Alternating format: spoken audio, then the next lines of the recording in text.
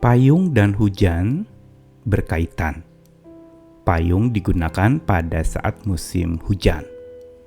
Namun payung tidak dapat menghentikan hujan atau membuat hujan itu tidak turun. Tapi payung dapat melindungi si pemakainya dari curahan air hujan, menyebabkan ia tidak basah, tidak jadi kedinginan, juga tidak lalu kemudian menjadi masuk angin atau sakit karena payung itu melindunginya. Begitu pula iman dan semangat yang dari Tuhan. Sesungguhnya iman dan semangat yang kita miliki itu sesungguhnya tidak dapat meniadakan kesusahan hidup kita. Tidak dapat membasmi kesengsaraan yang kita sedang hadapi. Tidak dapat meniadakan kesulitan yang sedang ada di depan mata kita. Tetapi dengan iman dan semangat yang dari Tuhan, dan iman dan semangat yang tidak terpatahkan itu, maka kita dapat menanggulanginya. Kita dapat menanggungnya. Ini yang sebenarnya perspektif iman yang harus kita miliki di dalam hidup kita sehari-hari, yaitu bahwa percaya kita kepada Tuhan tidak lalu kemudian secara otomatis menghilangkan tantangan hidup yang berat, meniadakan segala kesulitan, dan membasmi segala krisis yang kita hadapi.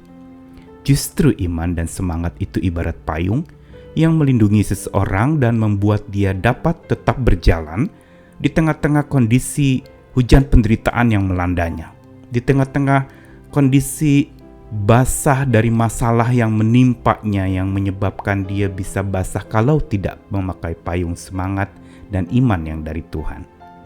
Karenanya kita sangat perlu untuk memakai payung semangat ini. Namun apa yang dimaksud dengan payung semangat itu? Saya Nikolas Kurniawan menemani lagi di dalam Sabda Tuhan. Hari ini dari satu ayat Amsal 18 ayat yang ke-14. Orang yang bersemangat dapat menanggung penderitaannya. Tetapi siapa yang memulihkan semangat yang patah? Amsal sebagaimana kitab yang penuh dengan kata-kata bijak, kali ini mencoba menyoroti tentang semangat yang dimiliki oleh manusia. Dalam Alkitab versi lain dikatakan the human spirit can endure in sickness.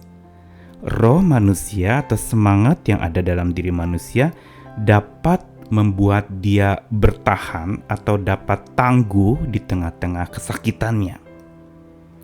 Ini menegaskan kepada kita bahwa yang namanya semangat hidup, yang namanya vitalitas dan dinamika hidup, serta semangat untuk terus bertahan, itu tidak serta-merta menghilangkan kesakitan kita, meniadakan krisis kita. Tetapi dikatakan justru semangat yang ada dalam diri manusia yang tentu saja itu adalah pemberian Tuhan dapat membuat seseorang itu bisa menanggung kesakitan dan penderitaan itu. Dengan kata lain, Tuhan sebenarnya sudah memberikan kepada kita satu paket. Kalau kita akan dihadapkan pada sebuah penderitaan, sesungguhnya Tuhan sudah berikan piranti-piranti yang kita perlukan untuk menanggulangi penderitaan itu, untuk tetap menempuh jalan penderitaan itu dengan kekuatan yang dari Tuhan. Masih ingatkah bahwa di dalam kitab suci banyak sekali tokoh-tokoh Alkitab yang justru untuk satu tugas besar bagi mereka, Tuhan memberikan masalah dan sengsara yang besar atas mereka. Tetapi seimbang dengan itu juga Tuhan mengaruniakan kekuatan yang besar bagi mereka untuk menanggulangi masalah-masalah yang besar itu. Karena ada karya besar yang Tuhan sedang kerjakan untuk mereka, melalui mereka, dan Tuhan memakai mereka untuk justru menjadi berkat di tengah-tengah kondisi yang sedang berat itu. Dan di dalam Amsal tadi, pasal 18 ayat 24 itu dilanjutkan dengan sebuah pertanyaan, tetapi siapa akan memulihkan semangat yang patah? Pertanyaan ini sebenarnya mengacu kepada sebuah pertanyaan yang tidak dapat dijawab.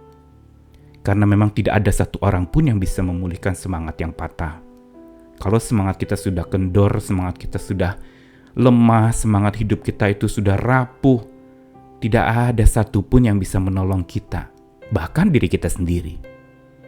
Tapi yang bisa menolong kita adalah Karena ini bicara tentang roh, semangat itu spirit, maka roh Allah lah yang sebenarnya memampukan kita untuk pulih dari semangat yang patah. Karena tanpa roh yang dari Allah, tidak mungkin kita bisa membereskan semangat yang sedang letih lesu, yang sedang lemah, yang sedang tidak bergairah, yang sedang malas untuk memulai kembali, yang sedang merasa sudah jenuh dan jengah tidak mau lagi untuk berusaha. Semua hanya bisa diubahkan dan dipulihkan oleh semangat yang dari Tuhan, roh yang dari Allah itu sendiri. Dan apa yang Amsal tuliskan di sini sebenarnya merupakan sebuah pengingatan buat setiap kita bahwa semangat yang tidak pernah patah dari Tuhan atau semangat yang selalu akan dipulihkan oleh Tuhan ketika dia mulai patah atau mulai kendur, itu semangat yang bukan mengenyahkan penderitaan kita, tetapi semangat yang membuat kita sanggup menanggung penderitaan kita. Inilah sebenarnya kemenangan iman kita.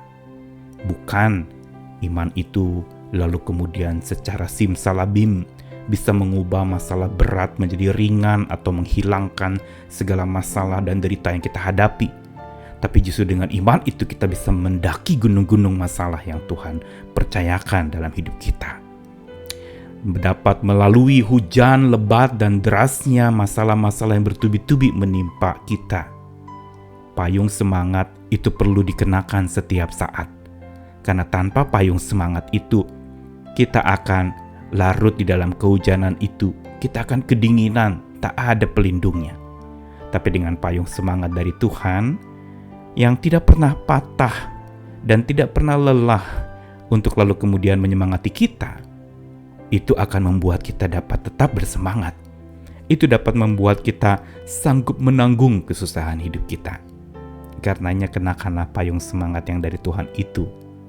Hujan lebat masalah bisa melanda kita, bahkan membanjiri hidup kita, sampai kita tenggelam di sana. Tetapi dengan payung semangat yang dari Tuhan, kita bisa terlindungi. Tetaplah hidup di dalam semangatnya dengan cara dekat dengannya, selalu bersamanya, membuat kita dapat kuat menghadapi segalanya. Selamat memakai payung semangat itu, tetap semangat, ayo memulai kembali bersama dengan Tuhan kita. Amin.